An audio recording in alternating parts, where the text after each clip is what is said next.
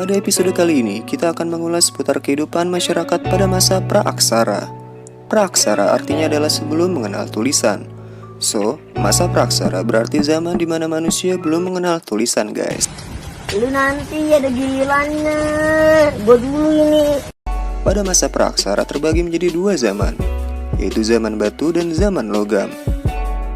Zaman batu dan zaman logam tersebut memiliki corak kehidupan yang berbeda-beda, guys. Corak kehidupan masyarakatnya dapat kita klasifikasikan menjadi masa berburu dan mengumpulkan makanan tingkat sederhana, masa berburu dan mengumpulkan makanan tingkat lanjut, masa bercocok tanam, dan masa perundagian. Masa yang pertama adalah masa berburu dan mengumpulkan makanan tingkat sederhana. Corak kehidupan pada masa ini disebut juga dengan budaya Paleolitik. Paleolitik berasal dari bahasa Yunani yaitu paleo yang artinya tua dan litos yang artinya batu. Masa berburu dan mengumpulkan makanan tingkat sederhana berlangsung pada zaman batu tua. Karena alat-alat yang digunakan manusia pada zaman ini masih sangat sederhana dan masih kasar. Masa ini berlangsung diperkirakan sekitar 12.000 tahun yang lalu, guys. Adapun manusia pendukung pada masa Paleolitikum yaitu Meganthropus, Pithecanthropus, dan Homo. Kehidupan sosial masyarakat pada masa ini ditandai dengan berburu hewan dan mengumpulkan tumbuh-tumbuhan yang bisa dimakan atau food gathering. Pada masa ini, kehidupan masyarakatnya masih sangat bergantung pada alam, guys. Mereka selalu hidup berpindah-pindah atau nomad dan mengikuti sumber air, hewan buruan, atau sumber makanan mereka. Ada kalanya mereka bermigrasi karena bencana alam, ancaman hewan, ataupun ancaman kelompok lainnya. Biasanya manusia pada zaman ini bertempat tinggal di sekitaran sumber air seperti sungai atau danau, karena tempat-tempat seperti itu sering dikunjungi dan dilalui oleh hewan-hewan buruan mereka. Kehidupan sosial masyarakat pada masa ini hidup dalam kelompok kecil untuk berburu dan mengumpulkan makanannya. Jumlah anggota kelompok diperkirakan 5 hingga 20 orang.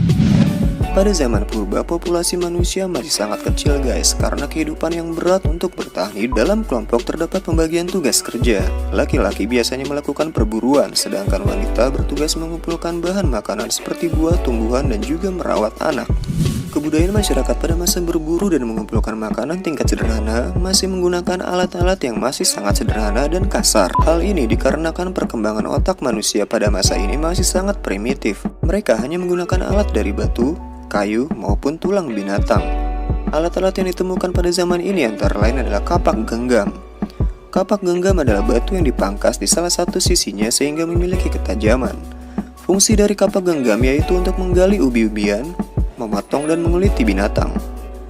Kapak perimbas bentuknya hampir sama dengan kapak genggam, namun lebih besar karena fungsinya untuk merimbas kayu, memahat tulang, serta sebagai senjata. Kapak genggam dan kapak perimbas hampir tersebar di seluruh Nusantara. Alat serpi atau flex. Alat ini terbuat dari batu yang lebih kecil yang berfungsi sebagai pisau, penyerut, ataupun penusuk. Alat-alat tulang dan tanduk juga digunakan manusia pada zaman ini, biasanya untuk mata tombak, penusuk, ataupun pencungkil. Alat tulang dan tanduk banyak ditemukan di daerah Ngandong, Jawa Timur. Maka dari itu, alat-alat ini disebut juga dengan hasil kebudayaan Ngandong. Masa yang kedua adalah masa berburu dan mengumpulkan makanan tingkat lanjut. Corak kehidupan pada masa ini disebut juga dengan budaya Mesolitik atau zaman Batu Tengah. Masa ini merupakan masa peralihan dari kebudayaan batu tua menuju kebudayaan batu muda. Masa ini diperkirakan berlangsung sekitar 10.000 hingga 2.500 tahun sebelum Masehi. Adapun kehidupan sosial manusia pada masa ini sebenarnya tidak jauh berbeda dari masa sebelumnya. Namun mereka sudah memiliki kemampuan bertahan hidup yang lebih baik. Mereka pastinya juga masih berburu dan mengumpulkan makanan, ya guys. Pembagian tugas kerja pun masih sama, yaitu laki-lakinya berburu dan perempuan mengumpulkan makanan serta memasak. Manusia pada masa ini sudah mengenal penggunaan api untuk memasak, guys. Selain untuk memasak, api digunakan untuk menghangatkan tubuh dari cuaca yang dingin dan untuk mengusir binatang buas. Mereka mulai hidup menetap meskipun masih berpindah. Mereka tinggal di gua-gua dekat sungai atau tepi pantai. Gua-gua ini dinamakan peneliti dengan sebutan Abrisostros. Gua tempat tinggal manusia praaksara ini tidak jauh dari sumber air atau sungai yang terdapat sumber makanan seperti ikan, kerang, dan siput. Selama bertempat tinggal di gua, mereka mulai mengenal tradisi melukis di dinding-dinding gua. Lukisan-lukisan tersebut hanya sebatas cap-cap tangan yang berasal dari pewarna tumbuhan. Lukisan tersebut dapat kita jumpai di Gua Liang-Leang, Sulawesi Selatan ataupun di daerah Papua.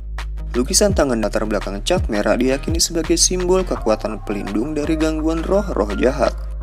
Cap-cap tangan juga diinterpretasikan sebagai perjalanan arwah mereka yang telah meninggal yang sedang meraba-raba menuju alam arwah.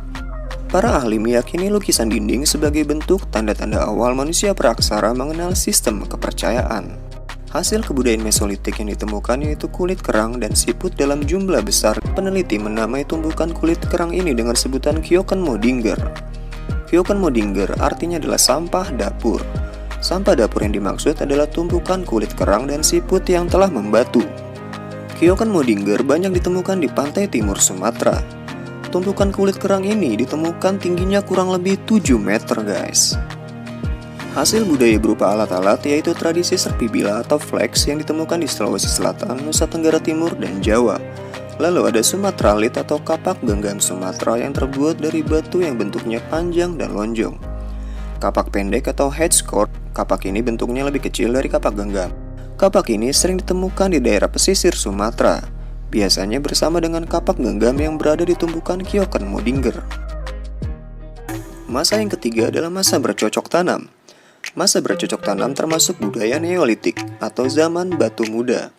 Sebagian ahli lebih suka menyebut masa ini sebagai zaman batu baru karena sudah ada tradisi baru yaitu bercocok tanam. Pada kegiatan bercocok tanam itulah sudah digunakan alat-alat penunjang yang halus. Di Indonesia, masa ini diperkirakan mulai berlangsung pada 2500 tahun sebelum Masehi yang dibawa oleh bangsa Proto-Melayu. Pada masa bercocok tanam, kegiatan berburu masih dilakukan meskipun intensitasnya tidak terlalu besar. Kegiatan berburu perlahan-lahan ditinggalkan dan diganti dengan kegiatan berternak hewan seperti ayam, kerbau, anjing, dan babi. Mereka sudah mulai mengenal sistem bercocok tanam atau food producing untuk memenuhi kebutuhan hidup mereka. Kegiatan bercocok tanam dilakukan dengan menebang dan membakar pohon-pohon dan belukar atau slash and burn, sehingga tercipta ladang-ladang sederhana yang memberikan hasil-hasil pertanian. Karena mereka sudah memiliki ladang, maka mereka mulai hidup menetap atau disebut juga dengan sedenter. Pembagian kerja juga semakin bervariasi. Untuk laki-laki ditugaskan untuk hal-hal yang berat seperti berburu binatang di hutan dan menangkap ikan di laut. Sementara kaum perempuannya bertugas menabur benih, menangkap ikan di sungai, dan merawat anak. Manusia pada masa bercocok tanam juga sudah membentuk perkampungan yang terdiri dari beberapa keluarga. Kehidupan masyarakat pada masa ini sudah mulai teratur sehingga setiap perkampungan biasanya menunjuk sosok yang paling dihormati sebagai pemimpin. Hal ini dinamakan sebagai primus inter pares. Hasil-hasil kebudayaan pada masa bercocok tanam berupa alat-alat yang sudah memiliki desain yang halus dan rapih. Hal ini pastinya karena perkembangan otak manusia yang lebih pintar dibanding manusia yang hidup pada masa sebelumnya. Adapun hasil budaya yang dihasilkan seperti kapak lonjong. Kapak ini berbentuk lonjong dan tajam di kedua sisi ujungnya, biasanya terbuat dari batu kali hitam. Beliau persegi, bentuk permukaannya memanjang dan berbentuk segi empat. Sisi depannya diasah tajam. Fungsi beliung persegi berukuran besar digunakan untuk cangkul dan yang berukuran kecil digunakan untuk memahat kayu. Kapak persegi. Kapak persegi berbentuk persegi panjang atau trapesium yang tajam pada bagian matanya. Kapak ini biasanya diberi tangkai untuk genggamannya.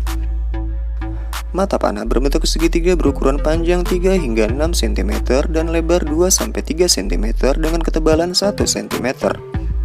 Mata panah biasanya terbuat dari batu gamping. Kegunaannya adalah untuk berburu. Gerabah atau alat-alat dari tanah liat sudah dikenal zaman Neolitikum, meskipun teknik pembuatannya masih sangat sederhana.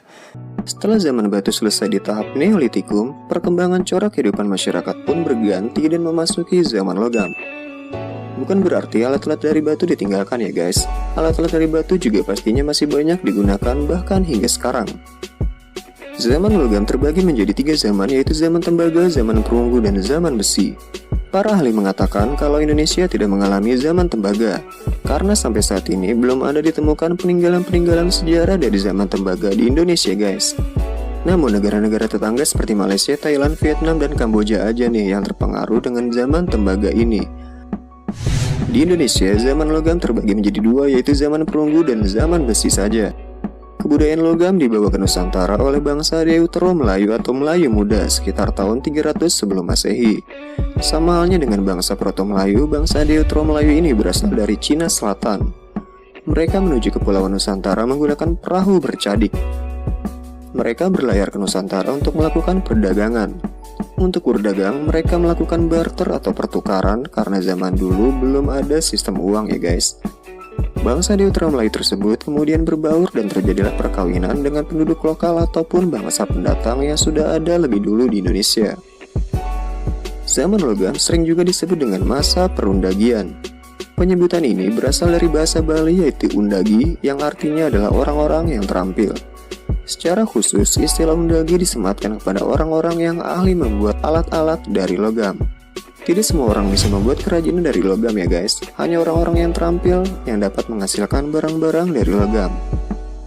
Masa perundagian menggambarkan kepada kita bahwa masyarakat di zaman ini sudah memiliki keterampilan membuat alat-alat penunjang kehidupan berbahan dasar logam. Lalu bagaimanakah manusia pada zaman logam membuat alat-alat tersebut? Teknik pembuatan alat logam ada dua macam, yaitu dengan teknik bivalve dan Ecce Reperdu. Adapun hasil-hasil kebudayaan berupa alat dari logam yang ditemukan di Indonesia itu nekara. Nekara adalah gendang yang terbuat dari perunggu guys. Persebaran nekara tersebar hampir di seluruh Asia Tenggara. Nekara khas Indonesia adalah nekara tipe pejeng. Nekara berukuran kecil disebut dengan moko atau mako. Moko banyak ditemukan di Indonesia Timur. Nekara memiliki beragam fungsi guys, diantaranya sebagai genderang perang, alat memanggil hujan, bekal kubur, benda tukar, hingga mas kawin.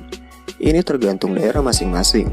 Di daerah Alor, Flores, dan Rote, Nusa Tenggara Timur, nekara digunakan sebagai sarana upacara, penanda status sosial, dan sebagai mas kawin.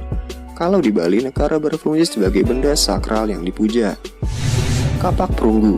Kapak perunggu yang ditemukan yaitu kapak corong atau kapak sepatu karena memiliki lubang. Adapun fungsi kapak ini adalah untuk perkakas serta sebagai benda pusaka. Selain nekara dan kapak, alat-alat perunggu yang ditemukan adalah bejana perunggu, arca atau patung perunggu, serta perhiasan perunggu. Selain alat-alat dari perunggu, ditemukan juga alat-alat dari besi. Alat-alat dari besi yang ditemukan tidak sebanyak alat-alat dari perunggu.